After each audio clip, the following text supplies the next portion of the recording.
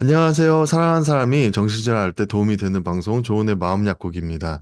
저는 30년 차 조울러이고 여러분들을 컨텐츠로 돕는 동료 지원 크리에이터 조우입니다.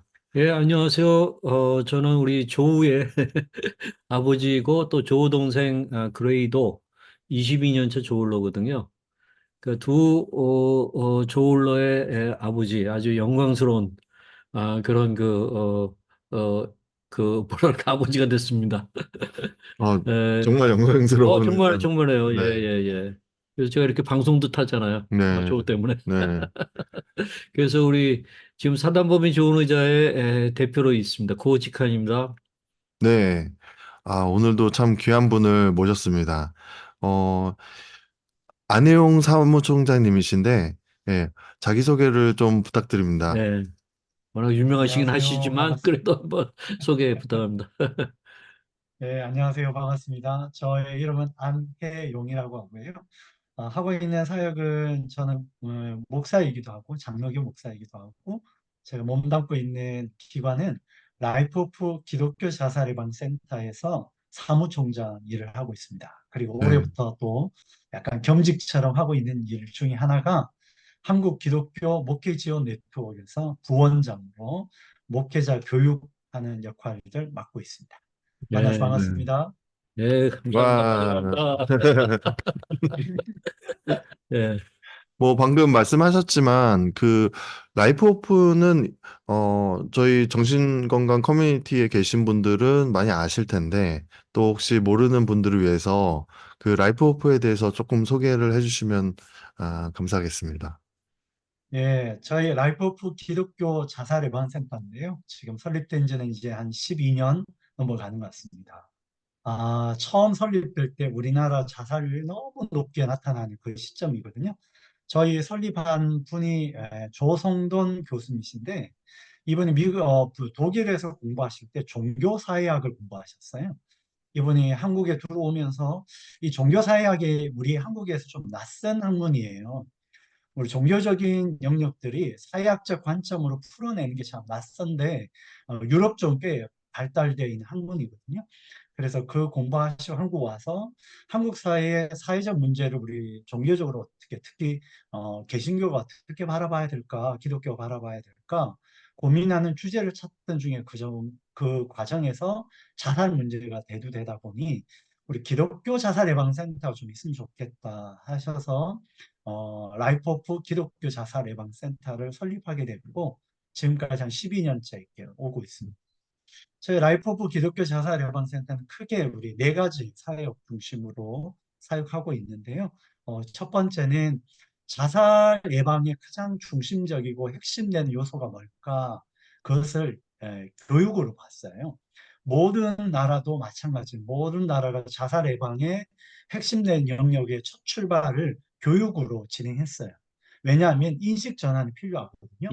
네, 자살에 대해서 되게 부정적인 인식들이 있는 것들을 좀 개선하기 위해서 교육 프로그램도 만들고 강사들도 양성하고 그들이 또 여러 곳에서 자살 예방 교육들을 이루어지면 사람들의 인식 전환에 필요하다고 해서 저희 교육 사업들을 시작하게 됐고 두 번째로 그럼에도 불구하고 자살 사안이 벌어졌을 때 가장 사회적 약자가 누굴까? 우리 고죽한 선교사님이 정품 교회를 추구하자 한다시 가장 약자는 역시 자살 유가족. 네. 네. 그래서 자살 유가족 돕는 사역을 좀 본격적으로 하기 네, 시작했고 특히 저희는 기독교적 배경을 갖고 있기 때문에 유가족들에게 가장 필요한 것이 예배였어요. 그래서 예배가 회복되는 게 굉장히 중요해서 유가족들을 위로하는 마음 이음 예배라고 한 달에 한 음, 번씩 음, 매달 마지막 주 수요일 날 저희가 예배를 드리게 됐고 두 번째로 유가족들이 가장 필요한 것이 자조 모임이에요. 동료 여기 마찬가지 동료들이 비슷한 상황에 있는 사람들이 함께 모이는 자조 모임이 너무 중요해서 그래서 저희가 한 달에 한 번씩 또 자조 모임도 이어가고 있거든요. 그런 여러 가지 자살 유가족들을 위한 행사들을 좀 진행하고 있고 세 번째는 저희 캠페인이었어요. 한국 교회가 자살 예방의 날이 9월 10일인데 이때쯤에서 생명 보듬 주일이라는 주일을 좀 지키고 또 부활절이 생명의 절기잖아요. 이때를 기점으로 우리가 생명을 살리는 일들을 좀 함께 공유하는 이런 캠페인 사업들을 꾸준히 진행했고요. 마지막 네 번째 사역은 우리가 사회적으로 기독교가 좀 더 사회적 공헌을 위해서 뭘 할 수 있을까 고민하다가 특히 공공기관에서 일하는 사람들 좀 돕는 일을 하자. 공무원들 중에 경찰관들이 자살률이 가장 높거든요.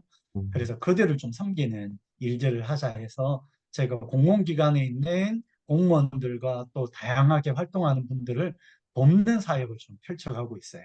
일명 회복 탄력성 증진 사업이라고 하는데요. 이 사업도 함께 벌려가고 있습니다. 간단하게 저희 라이프 오브 사역 네. 소개했습니다. 그래서 그 원래 기독교 기반이긴 하지만 이제 일반 사회에서의 어떤 좀 종교적인 거부감을 좀 축소시키기도 하고 더 넓게 활동하기 위해서 일반적인 사단법인을 만드셔서 또 운영하시는 것으로 알고 있는데 그거는 어떻게 지금 되고 있습니까? 저희가 이제 라이프 오브 기독교 자살 예방 센터는 NGO 단체입니다. 그래서 보건복지부 산하로 기독교 NGO 단체로 등록돼서 저희가 활동을 했는데요.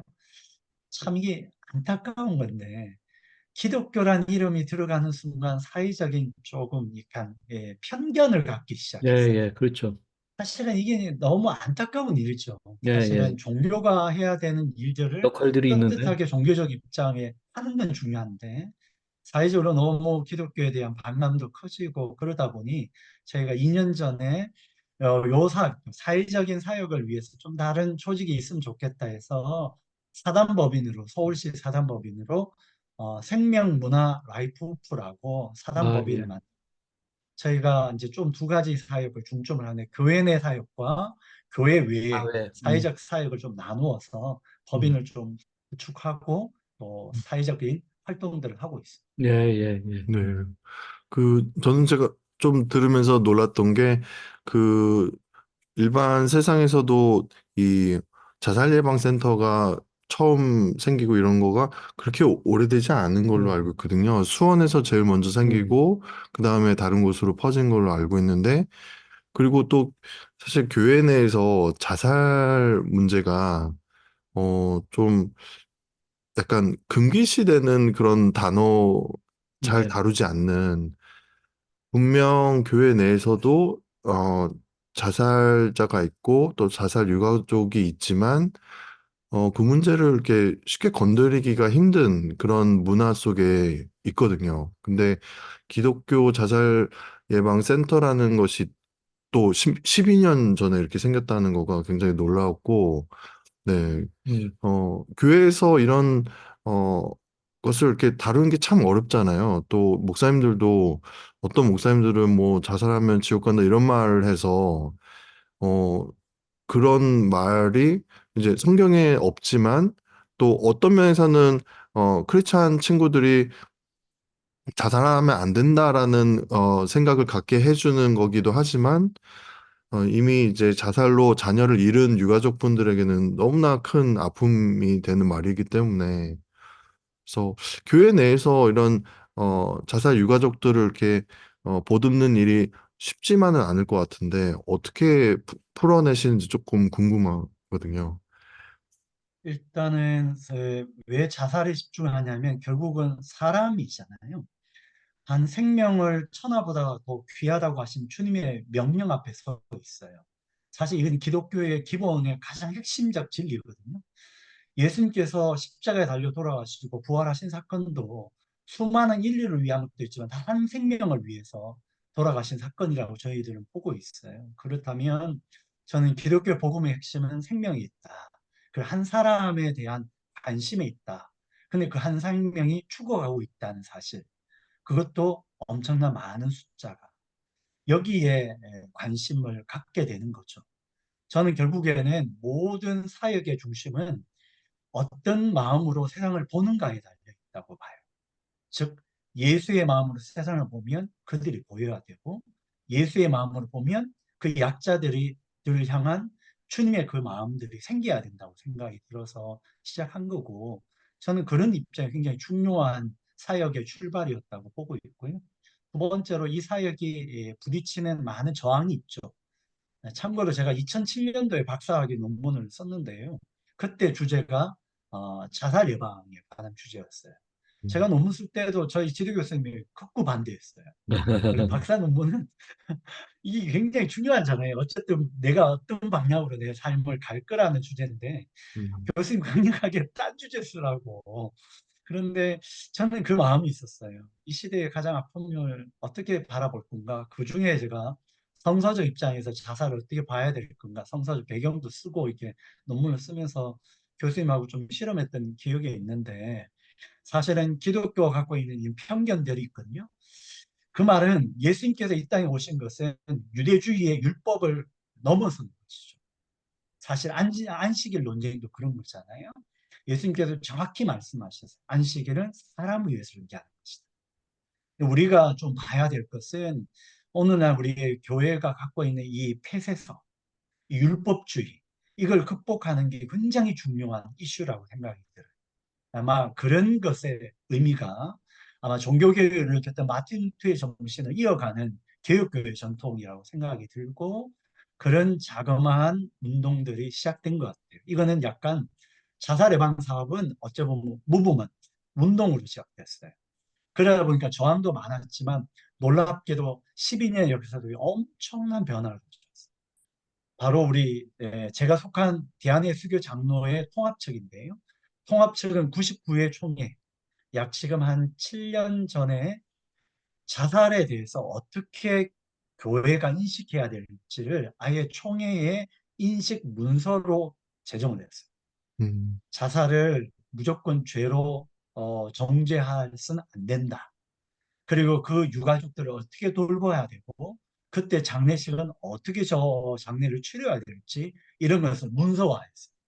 이런 것처럼 이제는 좀 더 많은 인식들을 전환들이 오고 있는 것 같아요. 네. 그래서 요즘 교회에서도 많은 관심을 좀 새롭게 갖게 되는 주제인 것 같습니다. 음, 아유, 놀랍습니다. 지금 아니 여러분 많이 우리 목회자나 성도들이 이 라이프 오프의 그런 사역에 좋은 의미에서 영향을 갖고 있는 걸 좀 느끼는데 거기 우리 안혜원 사무총장님의 또 역할이 굉장히 귀하신데 우리 안 사무총장님 보니까 공무원 경력을 갖고 계시잖아요. 이게 9급으로 출발해서 5급까지 되려면은 보통 제가 알기로는 한 최소한 20년은 걸리는 걸로 알고 있는데 우리 안혜영 사무총장님은 경기도 교육청에 5급 특채로 뽑히셔가지고 한 5년 정도를 거기서 활동하신 것 같거든요. 그런 경위도 좀 한번 말씀해 주시고, 그 다음에 거기에서 청소년들을 위하여서 이런 자살 예방과 관련해 가지고 어떤 아주 실제적인 정책을 피고 컨텐츠를 만들고 그렇게 하셨는지 그게 좀 궁금합니다. 그냥 너무 대답이 단순할 것 같은 게 음. 스마트 하실 아, 딱 봐도 스마트 하시잖아요. 그건 당연한데. 어, 예, 저 실체를 알면 전혀 아닌데. 예, 하여튼 그 과정을 쓰면 좀 길긴 하지만 저는 사실 일찍 19살 때부터 사역을 시작한 전도사로 시작했고 목회를 시작했고 전도사 교육 전도사부터 해서 전도사 생활 12년 그리고 부목사 생활 10년 그리고 교회 개척에서 또 담임 목회하면서 저는 오로지 목회 현장에 있었어요. 제가 공부하게 된 이유는 오로지 우리 목회 현장에 우리 성도들을 잘 섬기고 이러기 위해서 제가 공부도 시작해서 신대원 졸업하고 다시 사회복지 공부 4년 하고 그리고 고대에서 상담심리 또 하고 석사과정하고 플로에서 박사하는 모든 과정에 저는 목회를 위해서 제가 공부했거든요. 그리고 또 교회도 개척해서 한 6년 하다가 좀 우연하게 하나님께서 교회 안에 머물러 있기를 원치 않으시는 느낌들을 서 제가 좀 세상 속으로 사는 그리스도인을 좀 살아보고 싶은 욕구가 있어서 목회를 좀 잠시 내려놓고 제가 또 사회복지사를 한 1년 일하는 과정에서 우연히 알게 된 저희 또 지인분께서 또 소개해 주셔서 경기도 교육청에 5급 사무관으로 가게 됐는데요. 그것도 참 하나님의 은혜죠. 제가 아직도 그 길을 가면서 저에게 해주셨던 그 분이 저를 소개하시고 그 길을 인도하신 분이 그런 이야기 하셨어요. 목회 영역은 꼭 교회 안으로 가두지 마라. 내 삶의 모든 영역이 다 목회의 영역이다. 그 말이 저에겐 굉장히 도전이 됐어요. 저는요, 공무원 될 거라고 상상도 해본 적이 없고, 그 그렇죠. 길을 꿈꿔본 적도 없는데, 그 길도 또 저에게 또 길이라면 가보겠다. 음. 그래, 하나님 부르심 앞에 있었던 것 같고, 정말 우연하게 됐고요. 사실은 그 임기제 공무원 제도를 전 몰랐어요. 어, 그런데 그런 제도가 있더라고요. 음. 이렇게 외부의 전문가 집단이 공적 기구에 와서 임기를 정해놓고 그들한 일명 우리가 말하기에 늘 공무원 하시는 분도 있고 일명 어공 어쩌다 공무원 되는 분들이 있더라고요. 예, 예. 그 어쩌다가 진짜 공무원이 됐고 제가 맡았던 주 일은 첫 번째로 학교폭력 분쟁 조정관이었어요. 예, 예. 학교 폭력 안에 여러 가지 갈등이 있는데 그걸 꼭 법적으로 풀지 말고 그것을 조정하는 역할을 좀 하면 좋겠다 해서 그 역할을 첫 번째 했고 두 번째는 이제 제가 전공이 자살 예방 쪽이니까 그 당시 경기도 교육청 산하에 1년에 자살한 학생만 한 50여 명이었어요. 아이고, 그래서 교육감님이 이 영역을 좀 더 잘 학교가 자살 예방에 좀 전문 조직이 좀 있으면 좋겠다. 음. 그래서 또 제가 전공이 또 그쪽이니까 그래서 조직을 만들고 자살 예방 교육과 또 위기 개입과 이런 시스템을 만드는 일들을 좀 했고요. 또한 제가 전공이 또 상담이 전공이라 학교 안에는 상담 사역을 하는 전문가 집단이 있어요. 전문 상담 교사랑 전문 상담사. 제가 그래서 그 조직을 맡아서 상담하는 역할들. 그리고 또한 학교 안에는 사회복지사가 있습니다. 그걸 교육복지사라고 하는데, 예. 그들을 관련, 또 제가 또 사회복지 전공이라. 음, 그래서 그 아이들을 좀 돕는 일들, 그 교육복지 사업들을 좀 관리했고, 또 하나는 저희가 아동학대 피해 아이들을 돕는 사역을 했어요. 그래서 아동학대 피해 아이들을 갖고 있는 트라우마가 심하거든요. 그것. 그리고 맨 마지막 했던 게 이제 도박 중독. 이걸 다 아이고. 종합해서 심리적 위기 학생을 돕는 그래서 학생 위기 지원단 단장을 맡아서 제가 한 5년 동안 아이들 돕는 일들 했던 것 같습니다. 아이고. 그 현장에서 이렇게 교육 현장에서 그들을 돕고 지원하고 또 지도하고 함에 있어서 가장 이런 그 장벽이라 할까? 그게 뭐였나요? 우리 교사들의 어떤 약간 인식이 좀 어려움이 있다든가 여러 가지 스티그마, 낙인 뭐 이런 것과 관련된 그래서 거부하고 그러진 않았나요? 일단 첫 번째로 청소년의 심리 정서적 문제가 굉장히 급격하게 바뀌어가고 있어요. 음, 그 말은 우리가 지금 성인들이 아는 것과 현장에서 일어난 일들이 너무 갭이 커요. 그렇죠. 사실은 아이들의 문제는 급속도로 바뀌는데 정책적 대안은요, 너무 뒤처져서. 음, 음, 지금 청소년, 지금 저는 개인적으로 지금 아동 청소년들의 심리 정서적 문제는요, 엄청나게 지금 바뀌어가고 있습니다. 그 말은 나빠지고 있는 거죠. 글쎄. 심리 정서적으로 다 무너져 내려가고 있는데 우리는 아직도 옛날에 우리 시대에 머물러 있어요. 제가 제일 안타까운 것은 정책을 만드는 사람들은요, 너무 갭이 커요. 옛날 이야기하는 거, 야, 우리 굶었을 때 그 이야기, 꼰대 같은 이야기 하고 있는 예, 아이들은 완전히 다른 종의 세상 속에 살거든요. 이 그렇죠. 갭이 너무 큰 거죠. 그래서 첫 번째로 인식의 갭이 너무 큰 거죠. 음, 음, 그러다가 가보니까요, 아이들은 투성이의 아이들이 자라가고 그 안에 골몰대로 골마져 있는 문제를 분노 표출 또는 무기력, 양극단으로 치닫고 있고요. 정신질환 발병은 너무 빨라지고 있고 음, 많아지고 있어요. 음. 어째 보면 DSM-5라는 정신과 진단명에도 포함되지 않는 진단들이 막 시작되는 거예요. 예. 음, 그 중에 하나가 자해였어요, 제가 하고는. 근데 지금 벌써 DSM-5의 예비 진단 기준에 보면 비자살성 자해가 들어와 있잖아요. 예. 음, 도박도 엄청나게 많이 갈 거예요. 이걸 과의전 중독이란 카테고리에 나눌 수도 없어요. 또 하나는 심리적 의존 상태에 너무 강한 거죠. 핸드폰 의존, 인터넷 중독, 그 외에 벌어지는 수많은 일들이 있어요. 이런 심리 정서적 문제들이 너무 급변하게 바뀌어가는데 교사들도 준비 안 돼 있고 정책 입연자도 준비 안 돼 있고 그리고 그 사태를 어떻게 해결할지도 막막한 거예요. 이런 문제들을 보게 됐던 것 같아요. 네. 더 안타까운 것은 자라난 아이들이 문제는 더 심각한데 그 결정체는 부모들이 양육자들이 전혀 준비 없이 되고 있다는 것. 이런 것들이 다 맞물려 있는 거예요. 그래서 사회의 모든 문제가 여기에 다 들어와 있어서 보면서 좀 너무 안타까운 마음들이 네. 컸어요. 그, 음, 교회만 계셨으면 이런 현장의, 문제들을 이렇게 알지 못하셨을 것 같아요. 그렇죠.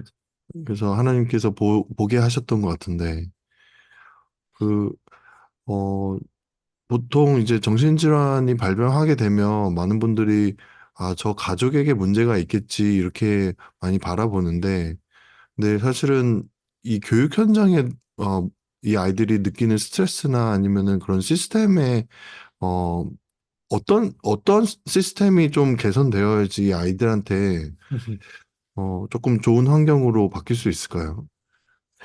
일단 제가 볼 때는 첫 번째로 양육 단계부터 좀 무너져 있어요. 저는 돌봄이란 이름으로 공적 돌봄이 너무 강화되는 것이 장점이긴 하지만 문제는 이 부모의 관계 형성이 다 깨어져 있는 거죠, 음, 사실. 그러니까 주 양육자가 분산돼 있다 보니까 네. 아이들의 안정감이 상실돼 있어요. 음, 솔직히 말하면. 네. 음, 우리가 아이들이 안정감이 생겨야 그 안정감을 기반으로 아이들이 자라가거든요. 죄송하지만 우리 사회는 안정감을 상실한 시대에 살아요. 네. 저는 표현하고 싶어요. 그것이 바로 우리가 심리학적 어태치먼트, 애착 관계가 없는 거잖아요. 음, 사람은 절대적 신뢰 관계를 받아야 그걸 기반으로 친구 관계를 맺고 사회와 관계를 가는데요. 이 과정이 없는 거죠. 사실은 이건 학교만의 문제가 아니고 저는 양육 단계의 문제, 예, 그 돌봄 과정의 문제, 더 들어가 보면 임신 과정의 문제, 이 모든 게 생명의 시작부터 여기까지 와 있는 과정이 깨어져 있는 거죠. 깨어져. 음, 여기에 심각성을 잘 몰라요. 음. 그냥 그게 아기 문제의 낳으니까 부모 되는 줄 알아요. 핵가족이 연관이 있을까요? 아유, 그렇지, 아니, 그거 그럼 크지. 예, 그 엄청나게 중요하고 핵가족화되고 자본의 급속한 발전. 우리나라가 지금 많이 보면 1인 가구가 급속히 높아지고 이거는 아마 출산율도 맞물려 있고 두 번째로 대부분 다 핵가족화돼 있어요.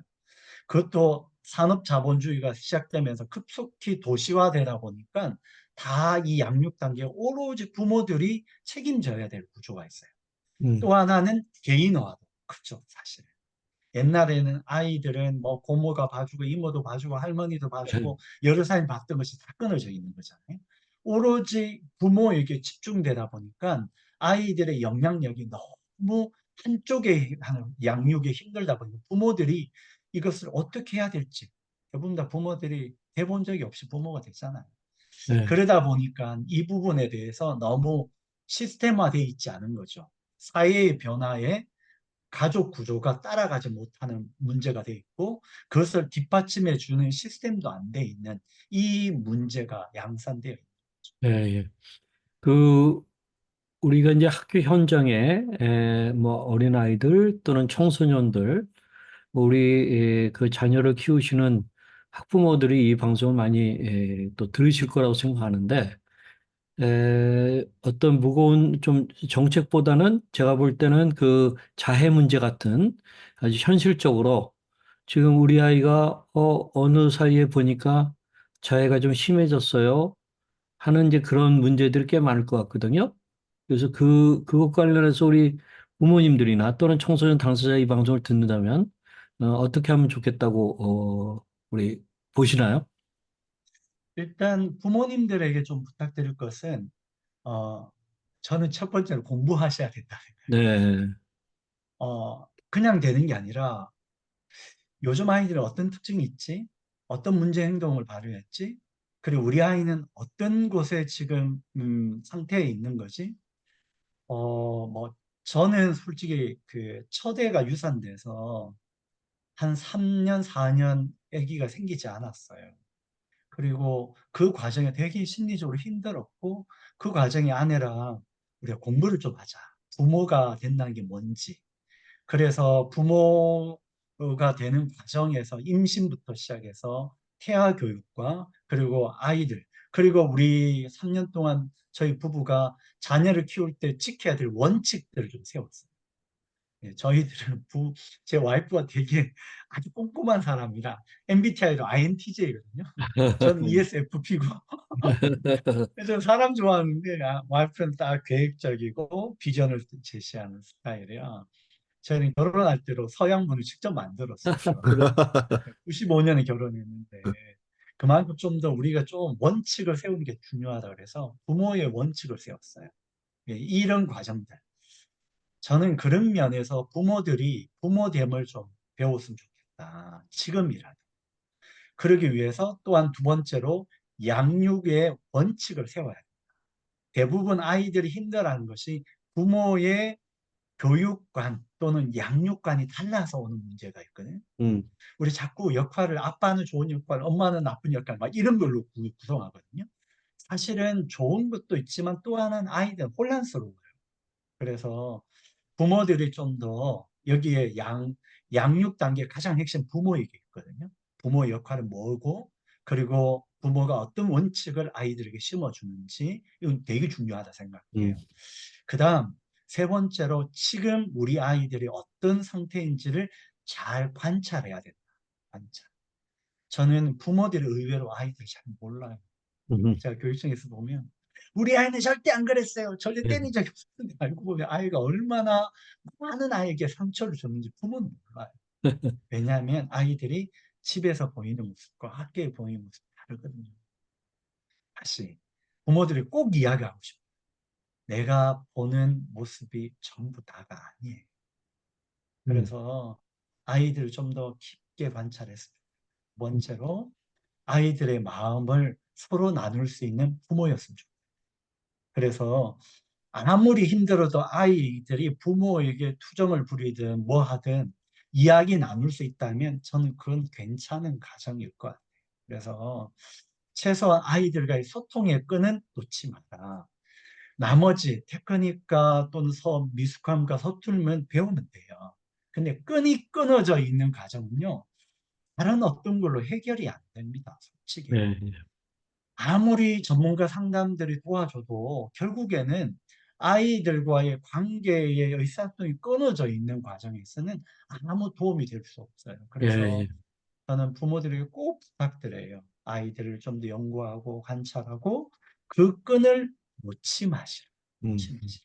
그러면 방법적 부분은 전문가 도움을 받고 또 부모 교육도 받으시고 의사소통 훈련하시면 많이 좋아진다고 저는 생각해요. 음.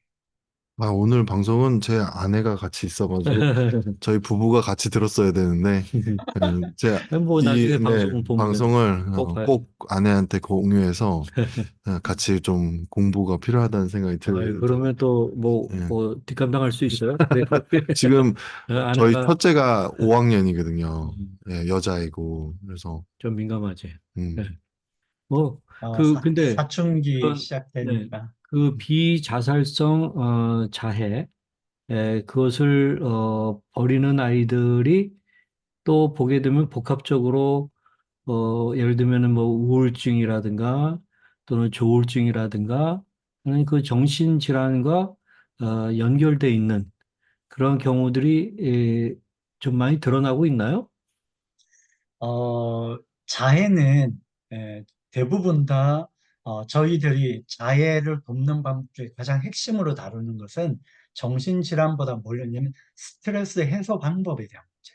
아, 예, 예. 아이들이 스트레스나 긴장이나 오는 여러 가지 많은 외부의 자극이든 내적 자극이든 그것을 해결하는 방법으로 자해를 선택하는 거거든요. 네, 그래서 솔직히 정신질환이 아닌 아이들이 훨씬 많습니다. 많이 거의 제가 들고요. 볼 때는 정신질환으로 하는 자해는 10% 미만. 아, 그래요. 나머지 90%는 아이들은 스트레스. 스트레스 해소의 방법으로 가요.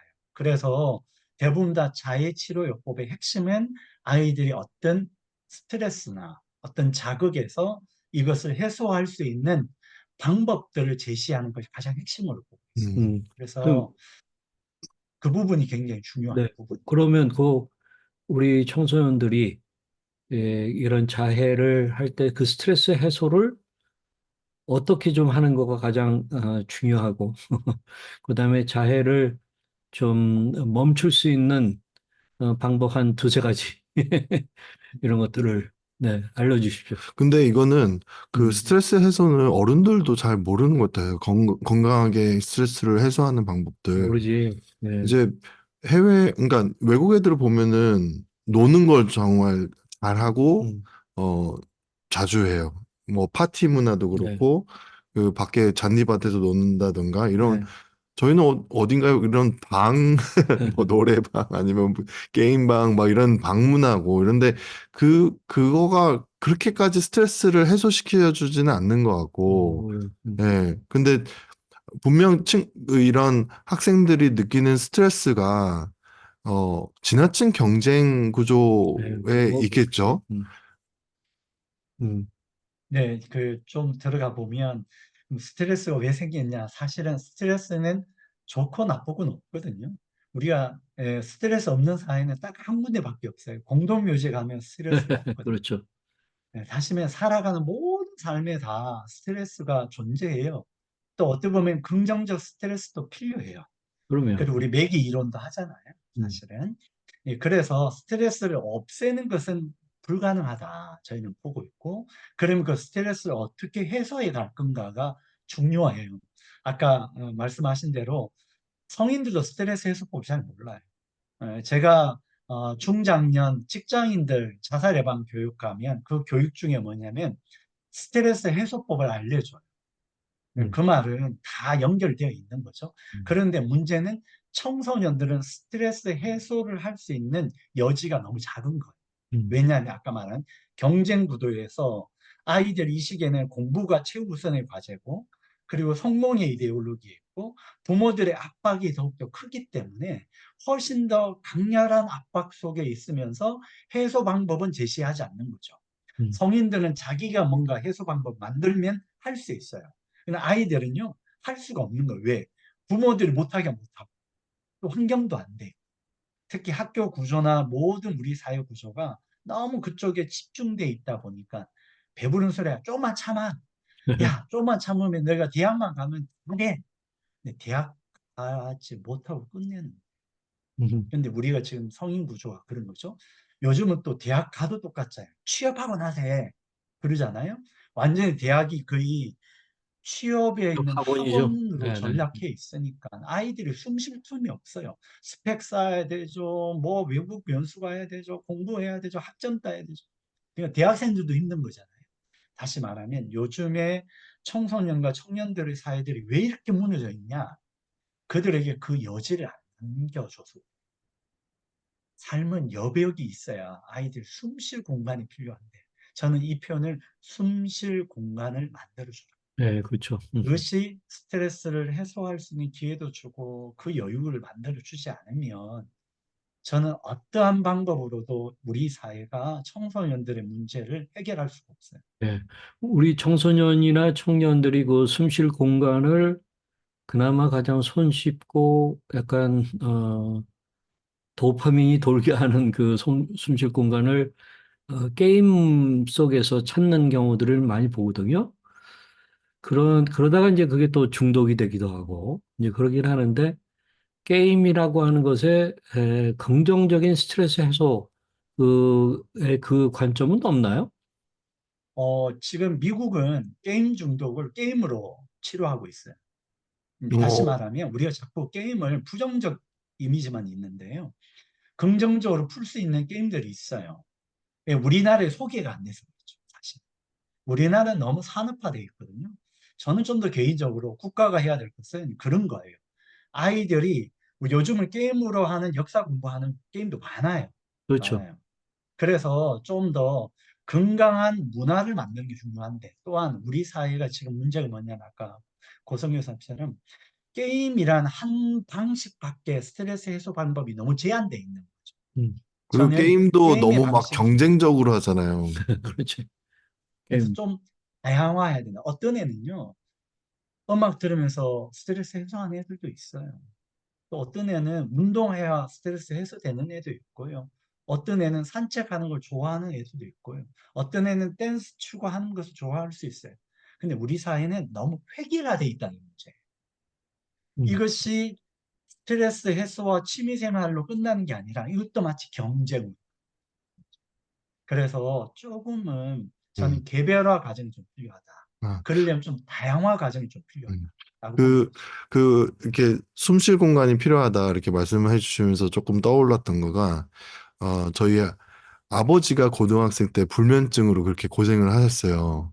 그랬는데, 저희 아버지가 그런, 어, 불면증으로 고생하시는 것을 알게 되고, 나이트클럽을 그렇게 데려가고, 또, 네. 그동안, 예, 대화도 예, 엄청 많이 예, 예. 해주시고, 굉장히 아주 갑자기 달라지셨어요, 저희 아버지가. 오, 그게 아마 제가 그 노이로제로부터의 회복에 가장 중요한 요소가 아니었을까. 심지어는 제가 이 중학교 2학년 때 이 담배 중독이 됐는데 제가 고등학교 때 우리 아버님이 변하시면서 저한테 허용한 게 야, 그 학교 가서는 피지 말고 집에서 펴라. 해가지고 제가 담배를 허용받고 핀 고등학교 와, 2학년이었습니다. 숨쉴 공간이 오, 완전 집에서 이렇게 어, 제공이 됐네요. 숨쉴 공간 플러스 담배 마실 공간. 그러니까 예. 굉장히 네, 독특하신 분이셨어요, 할아버지가. 굉장히 나는 뭐 우리 너무 멋진 분이십니다. 아버님의 그에 대해서 아버님 자신이 가족을 잘 모르는 분이었어요. 가정이라는 거를. 왜냐면은 그걸 뭐라 그러나 우리 유복자로 태어나셨거든요. 음, 그러고 이제 여러 가지 좀 이유가 있는데 근데 일단 제가 이거 가끔 이렇게 정신병에 가보게 되는 것도 좋아요.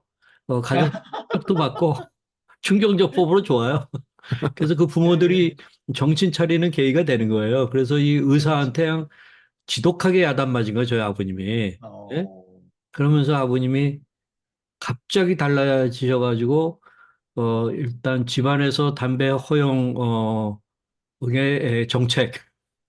그리고 가끔, 아버님이, 그래, 나이트클럽 가서 한번 놀자, 뭐 이런 것도 하시고, 그리고 또 등산도 가고, 뭐, 예.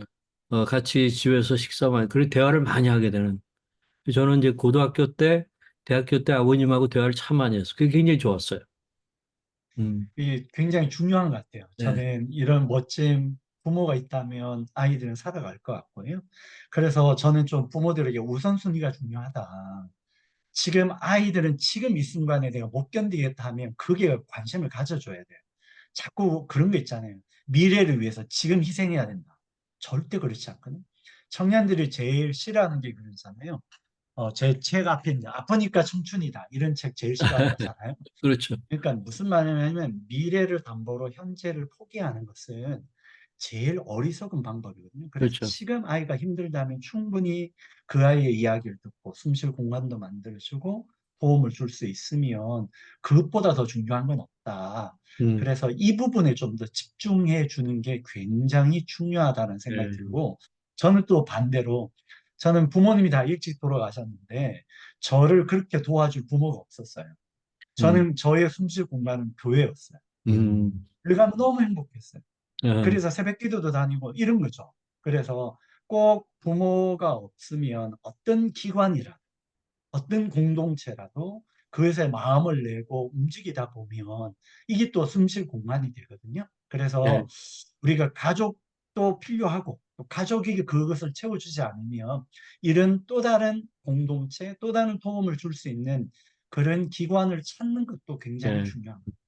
그 교회 말씀을 하셨는데 우리 근래에 사무총장님이 주도하셔서 교회들이 이 정신질환에 대해서 좀 올바른 이해를 해야 되는 것에 대해서 그래서 지금 제가 여기 들고 나왔습니다만 목회자와 성도를 위한 정신질환 이해라고 하는 그 책을 내시고 이것을 이제 교단별로 이렇게 무료 PDF로 이거 거의 뭐 페이지가 한 140페이지 정도 되는데 유료로 함께 돈만 원은 받아야 되는데 최소한 근데 이제 무료 PDF로 이제 이것을 목회자 성도들에게 쭉 보급을 하고 계시거든요.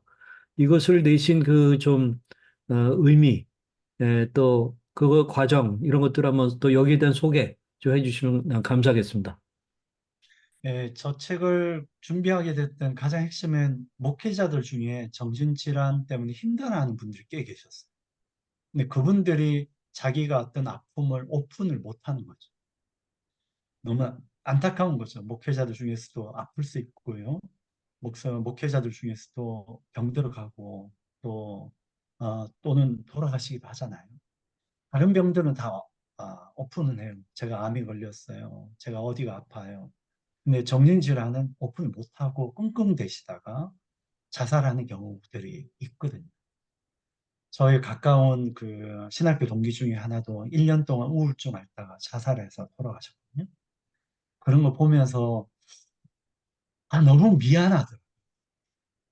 특히 목회자들은 특히 영적 지도자는 교회 지도자로서 교인들에게 그런 것을 오픈 못하는 그 현실. 목회자가 못하는데 교인들도 쉽지 않잖아요. 그래서 이 부분들을 좀 돕는 것. 저희가 또 하다 보니까 이 최악의 상태가 자살로 이어지니까 이것들을 예방할 수 있는 무언가를 좀 하자. 그래서 뭐 고직근 선교사님들 찾아뵙고 또 여러 많은 분들과 또 논의하고 몇 년 전부터 좀 생각했던 아이템을 좀 묶어서 많은 분들이 우리 교회 안에서 정신질환에서 올바른 이해들을 좀 받는 것 이것을 위해서 좀 더 책자도 만들고 또 배포도 하고 또 강의도 다니고 근데 의외로 요즘 숨겨져 있는 분들이 연락도 오시고 또 최근에 어떤 교회는 부흥회를 해달라고 예. 이런 것에 그래서 야 진짜 세상 많이 달라졌다. 그래서 필요해요. 예. 그만 요구사항이 있는 거예요. 네네. 그래서 제가 굉장히 보람 있게 시작하고 있습니다. 네. 저희 교회도 그 셀장들이 모여 있는 그 카톡방이 있는데 거기에 이제 PDF 파일 공유를 했고 또 저희 담임 목사님 사모님이 이 책을 너무 좋아하시는 거예요. 그 청년들 상담을 많이 하는데 청년들 중에 경계선에 있는 친구들이 참 많다. 바로 어, 이 책입니다. 얘기하세요. 괜찮아요. 네. 음, 그래서 목회자와 성도를 위한 정신질환 이해. 음. 이 책인데, 어, 그래서, 우선 그 목사님들이 많이 읽으시는 게 참 좋을 것 같고, 방금 뭐, 목사님께서 정신질환 우울증을 앓는 경우들이 참 많다고 하셨는데, 또 사모님들도 어유 우울증 앓는 경우가 많죠. 참 굉장히 많죠. 많고, 더 많을 거예요, 아마. 이게 성도들한테 알려지면 네. 덕이 안 될까 봐 또 음, 말씀도 못 음, 하시고, 근데, 음. 사실, 저와 또 제 동생이 조울증을 앓을 때, 그래도 감사했던 거는, 아버지나 어머니나 이렇게 주위 성도분들한테 기도 제목으로 음. 좀 나누셨던 거가 좀 지금 네, 생각해보면은 감사한 것 굉장히 같아요. 고맙죠, 네. 그때. 그래서 저 만날 때마다 너 위해서 기도한다 이렇게 해주시는 장로님도 계셨고, 음. 어, 지금 이런, 좋은 애 마음 잡고 하는 것도 어떻게 보면 음. 그분들의 기도의 결실이지 그렇죠. 않을까 그런 생각도 그렇죠. 좀 하면서, 네. 네, 그래서 교회에서 그것을 품어주고 나눌 수 있고, 이제 그러려면은 정신질환이 뭔지를 잘 알아야 되는데, 여기 그 정신과 전문의이신 우리 권서영 선생께서 그 한 5가지 정도의 대표적인 정신질환, 교회가 꼭 알아야 될, 혹시 그거에 대해서 간단하게 좀 말씀해 주실 수 있나요? 예, 저희가 이제 정신질환 종류가 워낙 많다 보니까 다 다룰 수가 없어서 또 저희가 이제 1차적으로 저희가 시작 단계를 좀 더 압축해서 가장 교회에서 많이 나오는 질환 중심을 좀 다루었어요. 사실은 저는 좀 개인적으로 수면장애나 이런 것도 좀 다뤘으면 음, 좋겠는데, 근데 그것까지는 다 못 너무 갔고, 많죠. 그냥 일단, 네네네. 네, 몇 가지 저희가 여기 책자에 보면 몇 가지 주제로 가지고 질환을 좀 다루는데, 첫 번째는 질환에 대한 이해가 좀 필요하다. 네, 이해. 그 이해를 아는 게 굉장히 중요하거든요. 특별히 조현병과 우리 교회에서는 귀신 들림이 막 혼재되어 네, 있어가지고, 아직도 축사 운동 엄청 하세요. 예, 그래서 아직도 우리는 베레아의 귀신론이 한국 교회에 엄청난 영향을 미쳐가지고 음, 이렇게 오염돼 있는 신학적 문제도 있는 거죠.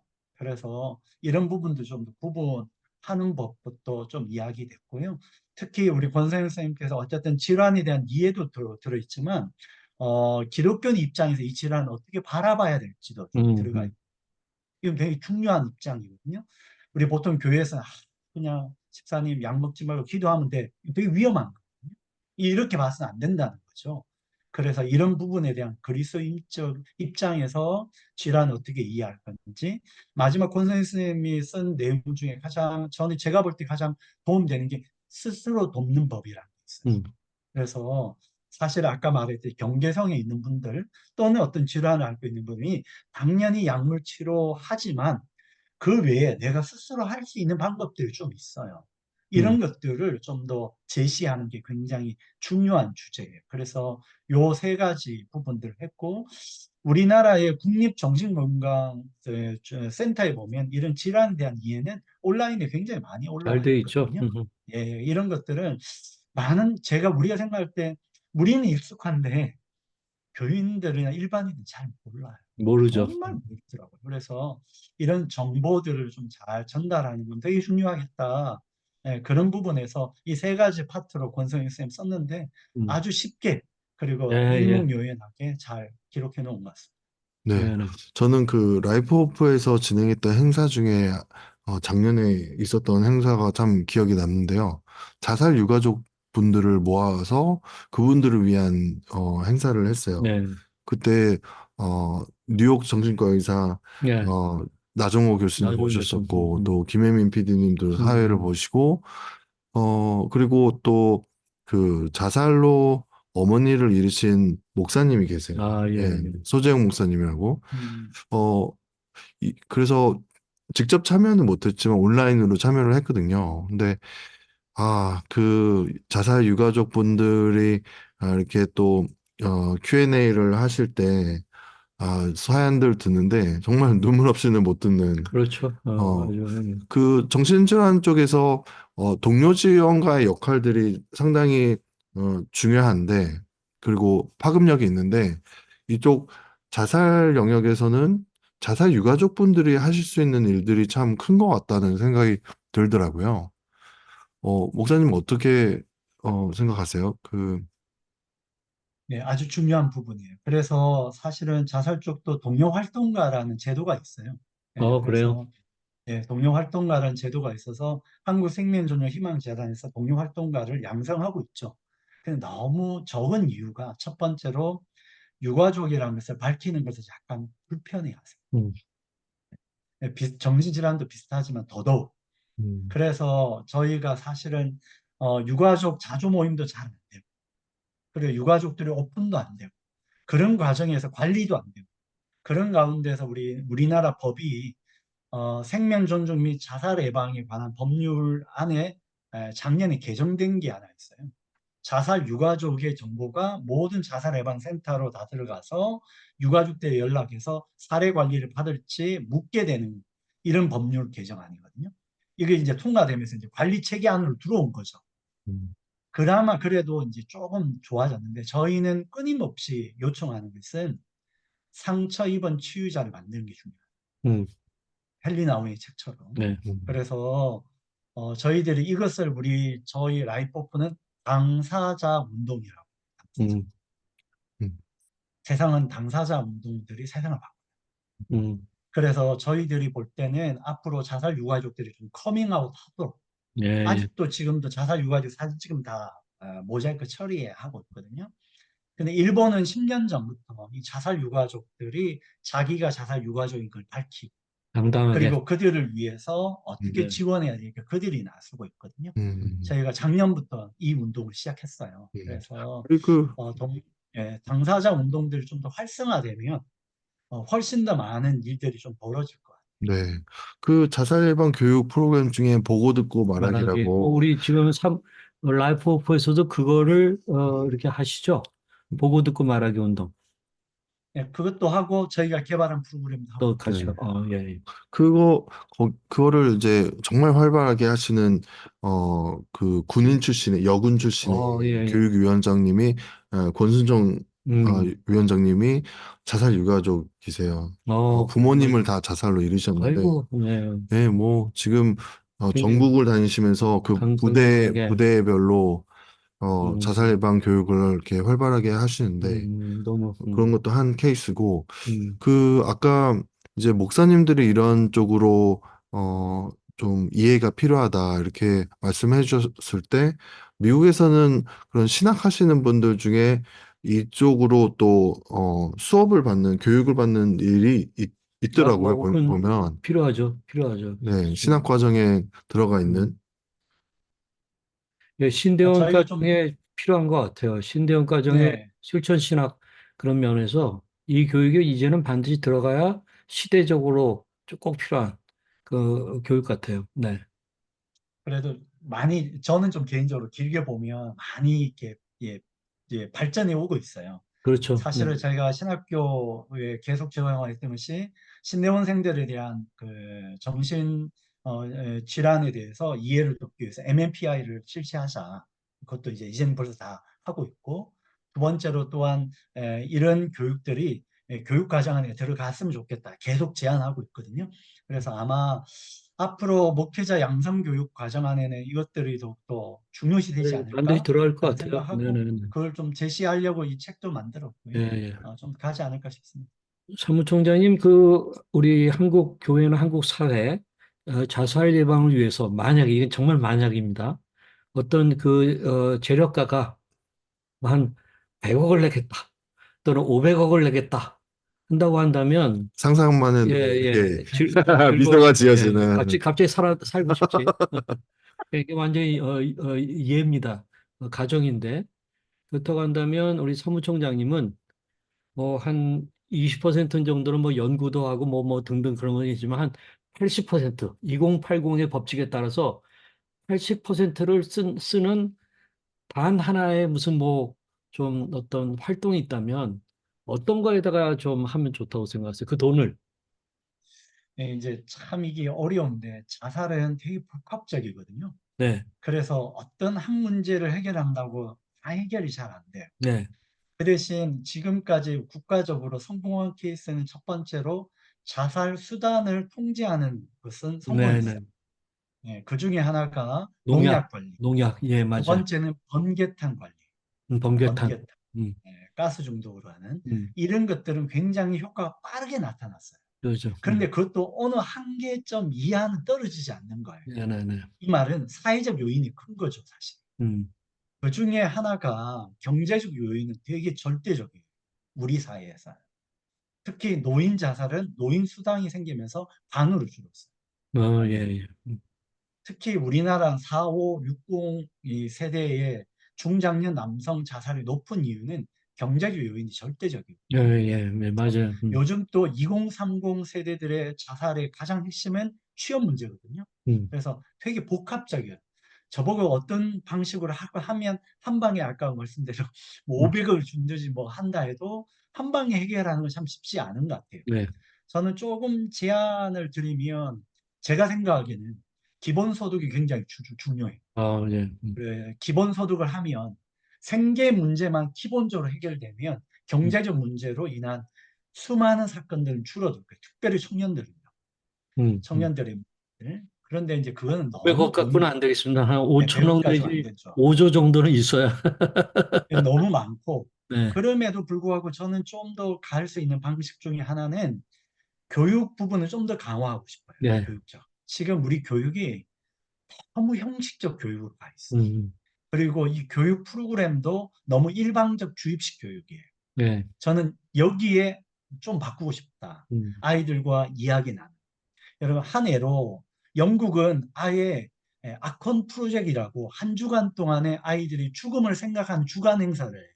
그래요. 그래서 아이들의 삶과 죽음을 같이 이야기하는 것들을 공식적으로 채널로 이야기하거든요. 음, 음, 이와 같이 뭔가 좀 더 다양하게 자기들의 삶의 이야기와 아픔의 이야기와 아이들의 상태를 같이 진단해 볼 수 있는 그런 것들.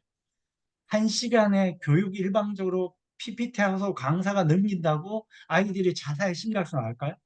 너무 한계점이 있는 거예요. 우리나라에 뭘 하면 다 일방적으로 그냥 음, 성과 중심으로 몇 명 했냐, 얼마나 많이 했냐, 여기에 포커스입니다. 음. 그러니까 효과적이지 않죠. 저는 이 부분을 좀 더 개선하고 싶다. 예방 예, 교육에 대한 예. 방식을.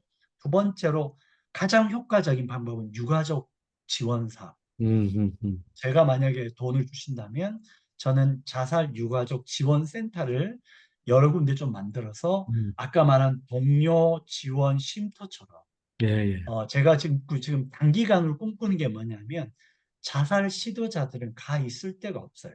음, 시도자들이 다시 시도할 확률은 되게 높거든요. 음. 근데 시도자들이 안전하게 삶의 회복을 가져올 수 있는 공간이 없어요. 예, 예. 병원은 그냥 병원이고 금방 나와야 되거든요. 그래서 저는 지금 정신질환은 그런 면에 좀 더 앞서가 있어요. 동료 지원 쉼터 같은 공간들이 마련돼서 유가족이 된 시도자들, 그들이 동료 지원가들의 도움을 통해서 음, 음. 안전하게 삶에서 좀 더 정리하고 다시 일상으로 돌아가고, 일상으로 돌아간 중에는 유가족들의 가장 큰 문제는 경제적 문제예요. 음. 배우자의 사망이면 완전 경제가 무너지게 되거든요. 무너지죠. 이들을 위한 통합적 지원 시스템 중에는 취업 발전부터 음. 그들의 자녀들에 대한 케어까지 통합적인 유가족 지원만 제대로 되면 자살 유가족 저는 한 반 정도는 줄일 수 있어요. 예, 예. 왜냐하면 1년에 자살 유가족이 13만 명씩 나오는데 이런 부분들.